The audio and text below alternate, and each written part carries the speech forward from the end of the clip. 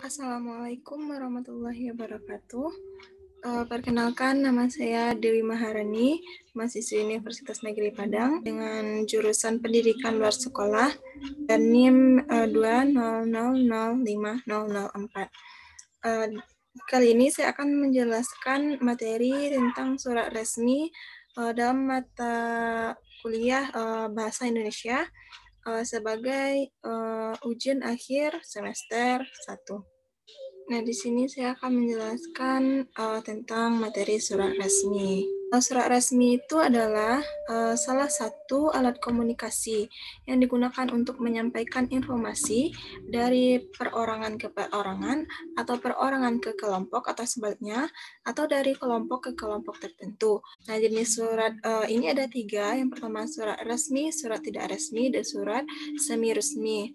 Surat resmi itu adalah surat dari kelompok ke kelompok tertentu, sehingga menggunakan bahasa yang baku, seperti surat dinas. Dan surat tidak resmi itu adalah surat perorangan ke perorangan, sehingga menggunakan bahasa yang tidak baku, seperti surat pribadi.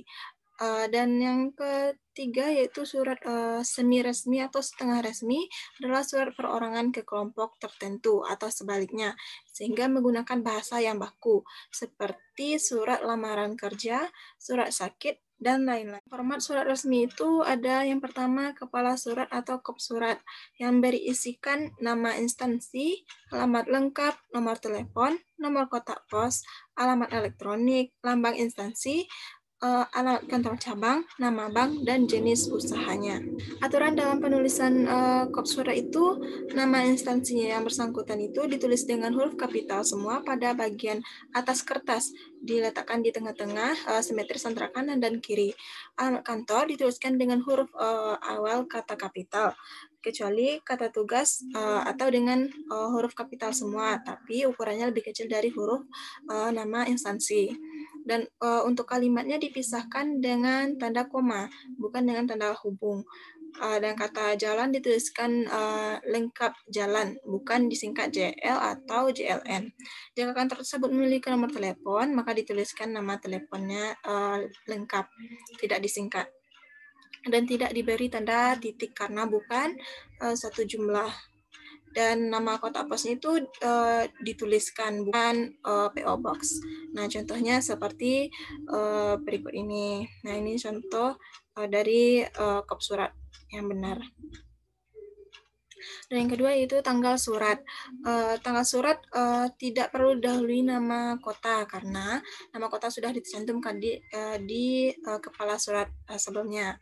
Dan nama bulan tidak boleh disingkat, tidak diberi tanda baca akhir apapun, baik titik ataupun tanda hubung. Nah, ini merupakan contohnya, 28 Maret 2005. Itu nomor surat. Dan dalam kata nomor surat itu, nomornya ditulis lengkap. Diikuti tanda titik 2, atau jika nomor itu disingkat dengan no, prinsipnya diberi tanda titik. Kemudian diikuti tanda titik 2, dan garis miring digunakan dalam nomor atau kode surat, tidak dahului dan tidak diikuti spasi. Kemudian angka tahun sebaiknya ditulis lengkap, tidak diikuti tanda baca apapun. Nah, di bawah ini merupakan penulisan nomor dan kode surat yang benarnya. Nah, yang keempat yaitu ada lampiran. Kata lampiran atau LAM titik 2 ditulis seperti itu. Tanpa diikuti tanda baca apapun di belakangnya. Nah, ini merupakan penulisan lampiran yang benar. Lampiran titik 2 satu berkas atau LAMP titik 2 eksemplar. Ketentuan di atas berlaku jika pada surat tersebut dilampirkan sesuatu. Jika tidak ada lampiran, kata lampiran tidak perlu dituliskan, cukup diberi strip atau angka 0. Yang kelima yaitu hal surat atau perihal surat. Data hal atau perihal itu sama, sebaiknya digunakan saja kata hal karena lebih singkat. Pokok surat yang dicantumkan dalam bagian ini hendaknya diawali huruf kapital, sedangkan yang lainnya ditulis dengan huruf kecil. Pokok suratnya singkat dan jelas. Misalnya, dan di bawahnya ini merupakan penulisan hal yang benar. Itu yang bisa kita lihat sekarang ini. Hal titik 2, petugas pameran Dies Natalis. Dan yang keenam yaitu ada alamat dalam surat. Alamat yang dituju dituliskan di sebelah kiri surat pada jarak tengah antara hal surat dan salam pembuka. Dan alamat surat diawali kata dengan kata kepada, karena kata tersebut berfungsi sebagai penghubung antar kalimat yang menyatakan arah. Alamat yang dituju diawali dengan YTH, diikuti dengan titik. Sebelum mencantumkan nama orang yang dituju, biasanya penulis surat mencantumkan sapaan ibu, bapak, atau saudara. Jika nama orang yang dituju bergelar akademik yang ditulis depannya namanya seperti DRS, insinyur, kata sapaan bapak atau ibu tidak digunakan. Demikian juga jika alamat yang dituju itu memiliki pangkat seperti serjan, kapten, atau sapaan, itu tidak digunakan. Tujuannya itu agar sapaan Bapak Ibu itu tidak berimpit dengan gelar akademik yang dimilikinya. Berikut adalah contoh penulisan alamat yang benar, yaitu YTH titik Bapak Darwino. Selanjutnya penulisan jalan itu tidak boleh disingkat. Nama gang, nomor RT, dan RW biasanya dituliskan lengkap dengan huruf kapital setiap awal katanya. Dan selanjutnya nama kota dan provinsi dituliskan dengan huruf awal kapital. Tidak perlu digaris bawahi atau diberi tanda baca apapun. Contoh penulisan yang benarnya. Bagian yang di bawah. Ketujuh yaitu ada salam pembuka. Salam pembuka dicantumkan sebelah kiri garis tepi dengan nomor, lampiran, hal, dan alamat surat. Huruf pertama awal kata dituliskan dengan kapital, sedangkan kata yang lainnya ditulis kecil semua. Kemudian salam pembuka itu diikuti tanda koma. Contohnya seperti berikut ini. Dengan hormat, koma, D-nya kapital, H-nya kecil atau yang lainnya. Dan yang ke-8 yaitu ada isi surat. Isi surat itu ada yang pertama paragraf pembuka. Paragraf pembuka itu adalah pengantar isi surat untuk mengajak pembaca surat menyesuaikan perhatiannya dengan pokok surat yang sebenarnya. Seperti dengan ini, perkenankanlah kami melaporkan kepada Bapak pelaksanaan ujian dinas di lingkungan titik-titik dan selanjutnya. Nah, di bawah ini merupakan contoh pengantar kalimat pada paragraf pembuka surat balasannya. Dan pada selanjutnya itu paragraf isi. Dalam paragraf isi ini hanya berbicara tentang satu masalah saja. Jika ada masalah lain, masalah itu dituangkan dalam paragraf yang berbeda. Terakhir, kalimat-kalimat dalam paragraf isi ini hendaknya pendek dan jelas. Selanjutnya itu ada paragraf penutup.